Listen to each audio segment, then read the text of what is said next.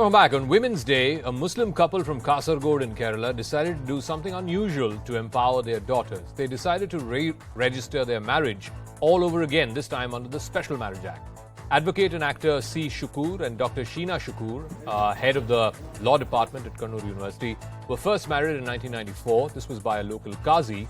They've had 3 daughters since then, no son. In a Facebook post, Shukkur said that him and his wife had decided to remarry to avoid their inheritance being split under the Sharia legal code and to ensure that only their 3 daughters can be their legal heirs as per civil law. C Shukkur recently played a lawyer in the 2022 film Nathan Ke Skudu. Dr. Sheena Shukkur is the first woman to become a pro-vice chancellor and one of the youngest in Kerala to hold that post when she joined the Kottayam-based MG University in 2013. So why can't the couple make a will that is in favor of their daughters? Now, under Sharia law, only 1/3 of the estate can be willed in favor of anyone. The remaining will still have to be divided as per religious law. That's why a Muslim couple has no way under the religious law to make someone their sole heirs. Sharia recognizes 2 kinds of legal heirs. The first are the sharers. There are 12 categories of people who get a share in inheritance, and that includes husband, wife, daughter, son, children, paternal grandfather, etc. The second category of legal heirs are residuary heirs. They can be aunts, uncles, nieces, nephews, as well as other distant relatives. Now, the value of the share of the residuary heirs, it depends on several scenarios. For example, a wife takes 1/8 the share of her husband's property upon his death, and if they have lineal descendants. If there are lineal descendants, then she takes 1/4 the share. Daughters cannot inherit more than half of what the sons inherit. The estate of a Muslim can only pass to a Muslim, which prejudices the wife or children if they are following another religion. So how did the couple circumvent the Sharia law? By registering their marriage under the Special Marriages Act, which anyone can do as long as a ceremony of marriage has been performed between the parties and they have been living together as husband and wife ever since. Neither party has, at the time of registration, more than one spouse who's living. Neither party was a lunatic at the time of registration. The parties have completed the age of 21 at the time of registration. So the registration of this marriage under the Special Marriage Act means that the couple will now be governed under secular law. And for inheritance, the Indian Succession Act will apply, not Sharia law. The property will be distributed exactly as per the will of the deceased. If a person dies in a state, then that is without making a will, then his or her property is equally divided among all the legal heirs. This division happens after the issuance of the death certificate.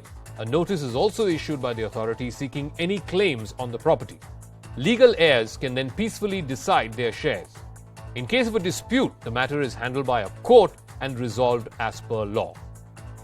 But this remarriage has triggered a bit of a storm in Kerala. The Council for Fatwa and Research under the Darul Huda Islamic University in Malappuram has criticized this move. They have said this is an attempt to disrespect Muslim personal law. They also claim that the Shukurs were using religion for their own gains and they really wanted to leave all his wealth and property to his daughters. Why not distribute it during his lifetime? The institute went on to say that this would not actually sway the actual believers. But speaking to CNN News 18, the couple said that they're only following Islam, which preaches equality. Thanks for tuning in.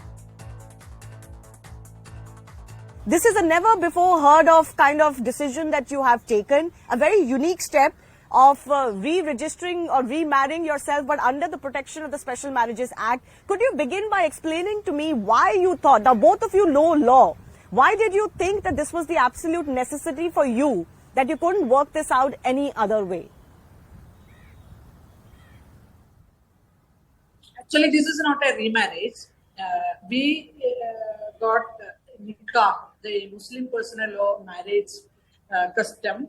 So we did a customary marriage in 1994, October 6th, and we are together, and in this wedlock we have 3 girls.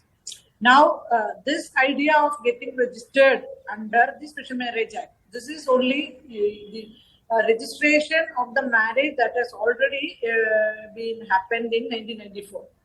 This is not a second marriage.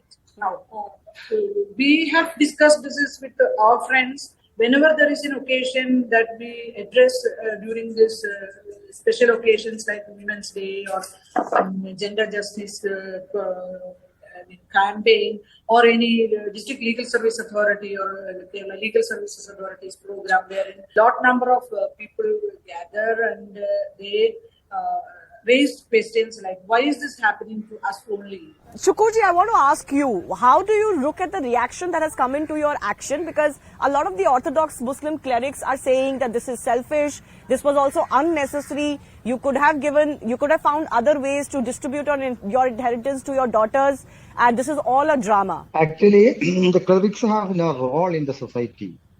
They have no voice in the society. Just they are saying something, and some followers are following there. Actually, the Muslim society of Kerala is far, far away from these clerics. You know, recently international football match, FIFA is going there at Qatar. Some clerics says that you don't watch football match. It is against Islam. And very fortunately, all the Muslim youth in Kerala ignored that fatwa. Like this, here they are trying to uphold, they are trying to restrain the common family. They are facing inequality and discrimination on the basis of sex in Muslim community. And for several other scholars, this is not Islamic. This is against the spirit of Allah and Prophet Sallallahu Alaihi Wasallam. They are not allowing inequality among the persons on the basis of sex and creed or caste. Islam, I think, Islam is always keeping all the persons equal.